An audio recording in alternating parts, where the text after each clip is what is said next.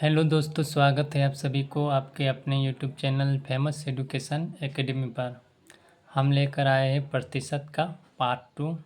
जो पिछले वाले में पार्ट 1 लेके आए थे, अब पार्ट 2 लेके आए हैं, जो कि आने वाले एग्ज़ामों के जैसे railway group D, NTPC, ALP और बहुत सारे एग्ज़ामों में महत्वपूर्ण होने वाला है। ठीक है, ये प्रश्न काफ़ी महत्वपूर्ण है प्रतिशत का। तो जो भी चैनल पे नए हैं वो सब्सक्राइब कर लें, ताकि अगला वीडियो जब भी लाएंगे तो आपको नोटिफिकेशन मिल जाएगा। तो चलो शुरुआत करते हैं पहला प्रश्न से। जैसे कि पहला प्रश्न में कहा गया है, दूध और पानी के मिश्रण का परिमाप 60 लीटर है। इसमें 10% पानी है। इसमें और कितना पानी मिलाया जाना चाहिए ताकि पानी 25% हो जाए। जैसे यहाँ पर हो गया मिल्क, यहाँ पर हो गया वाटर। ठीक है, मिल्क और वाटर हो गया।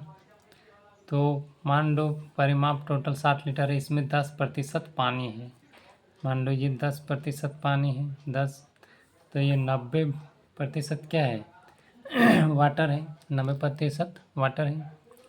बोल रहा है कि इसमें कितना पानी मिलाया जाए, इसमें कितना पानी क्या मिलाया जाए, पानी मिलाया जाए ताकि पानी 25% हो जाए। कितना हो जाए, 25%। 25% जब पानी हो जाए तो दूध तो कितना रहेगा, 75%। ठीक है, इसमें क्या मिलाया जा रहा है, पानी मिलाया जा रहा है, लेकिन दूध तो समान रहेगा। ठीक है, दूध तो नहीं मिलाया जा रहा है, पानी मिलाया जा रहा है। दूध जितना का उतना ही है।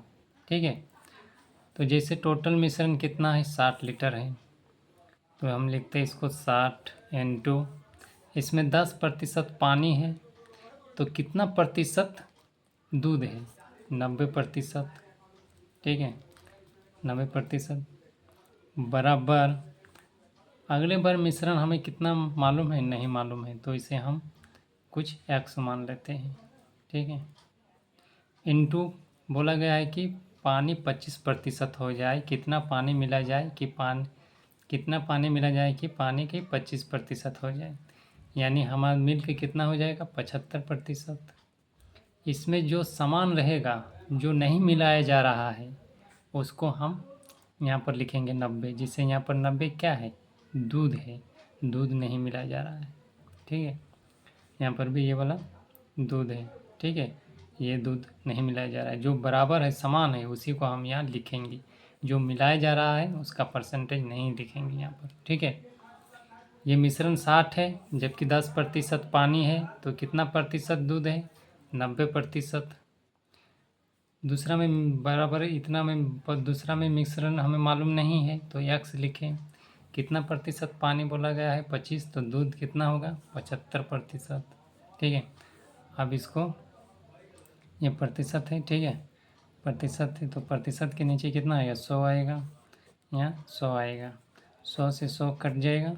ठीक है, उसके बाद 15 छोक 90, 15 पाँचे 75, 5 से 12 बार में कट जाएगा, 12 पाँचे 60, यानी x बराबर जो आया, कितना आया, 72 आया। ये 72 क्या आया, 72 टोटल मिश्रण आया, जबकि पहले मेरा मिश्रण कितना था, 60 था।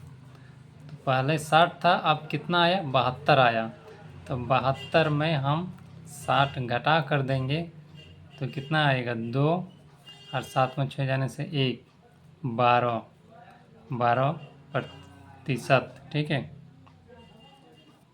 तो बोला गया दूध और पानी के मिश्रण परिमाण 60 लीटर है, तो इसमें 10% पानी है, और इसमें कितना पानी मिलाया जाए, यानी 12 लीटर पानी मिलाया जाता है। ठीक है, यही मेरा आंसर है। अगले प्रश्न की ओर चलते हैं। अगला प्रश्न में कहा गया है कि दूध और पानी की 150 लीटर मिश्रण में 30% दूध है। मिश्रण में पानी का प्रतिशत 40% करने के लिए मिश्रण में कितना दूध और मिलाना होगा। मान लो ये मिल्क और ये वाटर है, तो 30% दूध है, 30% दूध है मान लें, तो 70% क्या है, पानी है। फिर पानी की प्रतिशत 40% है। ठीक है, पानी की प्रतिशत 40% है। देखो हम इसको सॉल्व करते हैं, ये लिखने का कोई ज़रूरत नहीं है। जैसे कि 150 लीटर मिश्रण है तो 150 लीटर मिश्रण लिख लिए। बोला गया है कि 30% दूध है, इसमें क्या मिला जाए, सबसे पहले देखना है इसमें क्या मिलाया जा रहा है। तो बोल रहा है कि मिश्रण में पानी की प्रतिशत 40% करने के लिए, यानी पानी मिलाया जा रहा है। ठीक है, पानी मिलाया जा रहा है तो दूध पानी पर 40% करने के लिए मिश्रण में कितना दूध और मिलाना होगा, यानी दूध मिलाया जा रहा है। ठीक है, दूध मिलाया जा रहा है तो पानी समान रहेगा। तो यहाँ पर 30% दूध है तो 70% क्या होगा, पानी होगा, बराबर। अगला मिश्रण हमें मालूम है, नहीं मालूम है, तो x ले लेते हैं। इनटू बोला गया है कि पानी की प्रतिशत 40% है तो यहाँ पर 40 लिख लेते हैं। नीचे 100 आएगा, नीचे 100 आएगा प्रतिशत के बदले। ठीक है, ये 100 कट गया, 1 0 कट गया, 4 से कटेगा, 4 तिया 12, 13 14 15, या फिर 2 से कटेगा, 75 दूनी 150 और 2 दूनी 4। ठीक है, x बराबर आ जाएगा 75/2 और ऊपर में रह जाएगा 7, यानी 7 7 49 का 9, हाथ में 4, 7 7 5 35 होगा, 7 5 35 का 5, हाथ में 3, 7 7 49, 50 51 52, 525/2। इसको डिवाइड करेंगे तो आ जाएगा 2 दूनी 4, 2 दूनी 4, 1 2 6 12, 2 दूनी 4, 1 2 5 10, 262.5। ये टोटल मेरा इतना मिश्रण आया, जबकि पहले कितना था 150 लीटर। तो 262.5 में 150 घटा कर देंगे तो मेरा आ जाएगा 112.5 लीटर, इतना मिलाया जाएगा। ठीक है, इतना मिलाया जाएगा। तो अगले प्रश्न की ओर चलते हैं। अगला प्रश्न में कहा गया है कि यदि पेट्रोल की कीमत 95 रुपया प्रति लीटर से 110 रुपया प्रति लीटर हो जाती है तो रवि द्वारा पेट्रोल की खपत में कितने प्रतिशत की कमी की जानी चाहिए ताकि उसका खर्च समान रहे। ठीक है, इस प्रश्न को हल करने से पहले एक कॉन्सेप्ट समझाना चाहते हैं। जैसे कि मान लो कोई सामान 100 रुपया है तो आपके पास, ठीक है, 100 रुपया है और 20 रुपये प्राइस 20 रुपये है। ठीक है, प्राइस 20 रुपये है। जब प्राइस 20 रुपये है तो 100 रुपये टोटल पैसा है और प्राइस 20 रुपया प्रति लीटर है। ठीक है, मान लो ये 100 रुपया आपके पास पैसा है और 20 रुपया प्रति लीटर कोई चीज़ है, या 20 रुपया प्रति केजी कोई सामान है, तो हमें सामान कितना होगा, 20 रुपये प्रति केजी है तो 100 रुपये में कितना सामान मिलेगा। इसको कंजप्शन, इसको ये मूल्य हो गया और ये खपत। ठीक है, तो 20 रुपये में हमें सामान 5 होगा, यानी 100 रुपये मेरा पास पैसा है और 20 रुपया प्रति केजी सामान का मूल्य है, तो हमें कितना मिलेगा, 5 केजी ये मिलेगा। मान लो 25 रुपया प्रति केजी है और मेरे पास 100 ही रुपया है, तो मेरा सामान कितना मिलेगा, 25 से इसको डिवाइड कर दो, 25 4 100, यानी 4 केजी सामान मिलेगा। लेकिन यहाँ का अनुपात कितना आ रहा है, 5:4, लेकिन यहाँ का अनुपात कितना आएगा, आपस में देखो काट लेते, 5 5 25, 4 5 20, यानी जो मूल्य का अनुपात 4:5 है और खपत का अनुपात 5:4 रहा है, यानी इसका उल्टा आ रहा है। इसलिए हम कहेंगे कि मूल्य और खपत का जो अनुपात जो आता है उसका उल्टा होता है, यानी मूल्य बराबर खपत का समानुपाती है। ठीक है, मूल्य का जो अनुपात होगा उसका उल्टा खपत का अनुपात होगा। मान लें कोई सामान 100 रुपया मेरे पास पैसा है और 20 प्रति केजी उसका दाम है, तो हमें कितना सामान मिलेगा, 5 केजी। 25 रुपया प्रति केजी है तो हमें कितना सामान मिलेगा, 25 25 4 104 केजी। ठीक है, जबकि इसका रेशो कितना रहा है, 4:5, जबकि इसका रेशो कितना रहा है, 5:4, यानी उसका उल्टा। तो इसलिए यहाँ पर समझ में आ गया कि मूल्य और खपत का उल्टा होता है। मूल्य का जो भी अनुपात होता है उसका उल्टा क्या होता है, खपत का उल्टा होता है। तो अब आते हैं हम सॉल्यूशन की तरफ। ये थोड़ा सा समझाने के लिए कहा गया थे, ठीक है। अब सॉल्यूशन की तरफ आते हैं। जैसे 95 रुपया प्रति लीटर से 110 रुपया हो जाता है, ठीक है।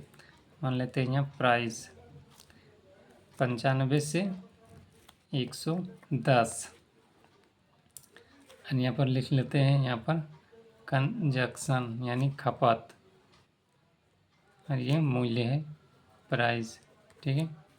जबकि 95 से 110 आ रहा है तो इसको रेशो में काट लेते हैं, ठीक है। 22 पाँचे 110 और 19 पाँचे 95, यानी इसका रेशो जो आया 19:22 आया। तो खपत का रेशो कितना आएगा, इसका उल्टा आएगा 22:19, ठीक है। तो बोला गया है कि कितने प्रतिशत की कमी की जानी चाहिए कि उसका खर्च समान रहे। तो देखो इसका अंतर ले लो, कितना है अंतर 3 है, तो 3 × 100 डिवाइड बाय 22 ही लेंगे, ठीक है, बराबर 300। आपस में से काट लेते हैं, 50 दूनी 100, या 11 दूनी 22, यानी 150/11। जब 150 को 11 से डिवाइड करेंगे तो मेरा आ जाएगा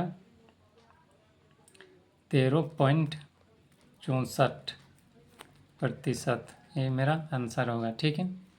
तो अगले प्रश्न की ओर चलते हैं। अगला प्रश्न में कहा गया है कि यदि पेट्रोल की कीमत में 7% की वृद्धि होती है तो उपभोक्ता द्वारा पेट्रोल पर व्यय को अपरिवर्तित रखने के लिए खपत में कितने प्रतिशत की कमी की जानी चाहिए, ठीक है। मान लेते हैं कोई भी सामान पहले 100 था, तो 7% वृद्धि हुई, तो मान लेते हैं 100 का 7% बराबर 7 रुपया। तो कितना बढ़ा, 7 रुपया बढ़ा, पहले कितना था 100, तो अब कितना हो गया 7 रुपया बढ़ गया, और उसमें 100 में जुड़ जाएगा यानी 107 हो जाएगा, ठीक है।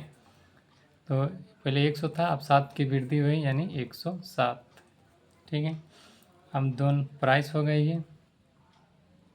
अब ये खपत जब प्राइस का रेशो इतना है 100:7, तो खपत का अनुपात कितना होगा, उल्टा होगा इसका, 107:100। अब देखो इन दोनों का अंतर कितना है 7, तो प्रतिशत निकालेंगे, यही 7 × 100 डिवाइड बाय 107 बराबर 100 × 700 डिवाइड बाय 107। अब इसको हम भागा करेंगे तो मेरा आ जाएगा 6.58/107%। ये मेरा आंसर होगा, ठीक है। अगले प्रश्न की ओर चलते हैं। अगला प्रश्न में कहा गया है कि चाय की कीमत में 20% की वृद्धि हुई, लेकिन मैंने चाय की और अपना खर्च केवल 15% बढ़ाने का फैसला किया है। चाय के प्रति खर्च के समान स्तर को बनाए रखने में सक्षम होने के लिए मुझे अपनी खपत दशमलव के एक स्थान को कितने प्रतिशत का कम करना चाहिए, ठीक है। मतलब जो भी आंसर आएगा दशमलव के एक स्थान पर सही है, तो कितने प्रतिशत कम करना चाहिए। तो इसको हम सॉल्व करते हैं। मान लेते हैं 100 रुपया था पहले, ठीक है। तो 20% की वृद्धि हुई यानी 120 हो गया। फिर बोल रहा है कि चाय की और केवल 15% बढ़ाने के लिए फैसला किया, तो 115 हो गया। मेरे पास 100 रुपये था पहले, तो 120 रुपये की चाय 100 रुपया था, ठीक है।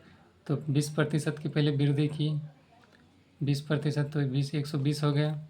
फिर बोल रहा है कि 15% बढ़ाने के लिए, तो 115 हो गया, ठीक है, 115 हो गया। तो कितने रुपए की कमी हो गई चाय में कितने रुपए की कमी हो गई, 5 रुपये की कमी हो गई, ठीक है, 5 रुपये की कमी हो गई। तो यही हमको निकालने में बोल रहा है कि मुझे अपनी खपत को कितने प्रतिशत कम करना चाहिए। जब चाय की कीमत में 5 रुपये कम हो गई तो इसका आंसर हो जाएगा, सॉल्व करेंगे 5 इंटू 100 डिवाइड बाय हो जाएगा तुम्हारा 120। ठीक है, यहाँ से 1 जीरो, यहाँ से 1 जीरो, 5 दूनी 10, 6 दूनी 12, 5 पचे 25/6। इसको हम डिवाइड करेंगे तो आ जाएगा 4.2%। ये मेरा आंसर हो जाएगा। ठीक है, अगले प्रश्न की ओर चलते हैं। अगला प्रश्न में कहा गया है कि चाय के मूल्य में 20% की वृद्धि के कारण उपभोक्ता अपनी खपत में 5% की कमी करता है, तो कुल व्यय में परिवर्तन कितना है, प्रतिशत परिवर्तन कितना है। तो इसको एक सॉल्व करने के लिए शॉर्टकट है। 20% की वृद्धि हो रही है, मतलब पहले 100 था, अब 20% वृद्धि हो गई, मतलब 20 रुपया, 100 प्लस 20 यानी 120। फिर बोल रहा है कि 5% की कमी होगी, मानिए 95। 100 में 5% कमी होगी तो 95 बटेगा। अब नीचे में यहाँ पर 100 देंगे, अगर ऊपर में 2 संख्या रहा तो नीचे में 100, अगर नीचे में 3 संख्या रहा तो यहाँ पर 2 गो 100 लिखेंगे, तो यहाँ पर 2 संख्या इसलिए 100 लिखेंगे। अब इसको आपस में काटते हैं। ठीक है, जैसे कि 19 5 95 और छोड़ो, 19 से नहीं काटते हैं, 1 जीरो 1 जीरो कटा, 19 5 95 और इसको इस तरह से काटते हैं, 120 इंटू 95/100। ठीक है, अब इसको हम यहाँ से 1 जीरो, यहाँ से 1 जीरो कटे और 95 को 12 से डायरेक्ट गुना कर देंगे, तो 12 5 आ जाएगा मेरा 140। और एक को घर के बाद पॉइंट लगा देंगे, यानी 14। पॉइंट के बाद जीरो आया, इसका कोई वैल्यू नहीं, यानी 14% मेरा आंसर आया। ठीक है, तो इस तरह का प्रश्न पाने के लिए रोज़ क्लास लेते रहें, और जो भी चैनल पे नए हैं वो सब्सक्राइब कर ले, ताकि आने वाली क्लास आपके लिए नोटिफिकेशन मिल जाएगा। ठीक है, इसका पार्ट 3 लेकर आएंगे, प्रतिशत का पार्ट 3 लेकर आएंगे, जो आने वाले कई एग्ज़ाम जैसे railway group D, NTPC, ALP और कोई भी जैसे एग्ज़ाम हो, MTS, SSC CGL, UPSI, बहुत सारे एग्ज़ामों में इस तरह का प्रश्न पूछा जाता है। ठीक है, तो ये काफ़ी महत्वपूर्ण प्रतिशत का प्रश्न था। तो अगले क्लास में जब लाएंगे तो प्रतिशत का पार्ट 3 लेकर आएंगे। तो चैनल पे जो भी नए हैं वो सब्सक्राइब कर लें, ताकि ऐसे वीडियो आपको मिलते रहेंगे। फिर मिलते हैं अगले क्लास में, तब तक के लिए धन्यवाद एवं जय हिंद।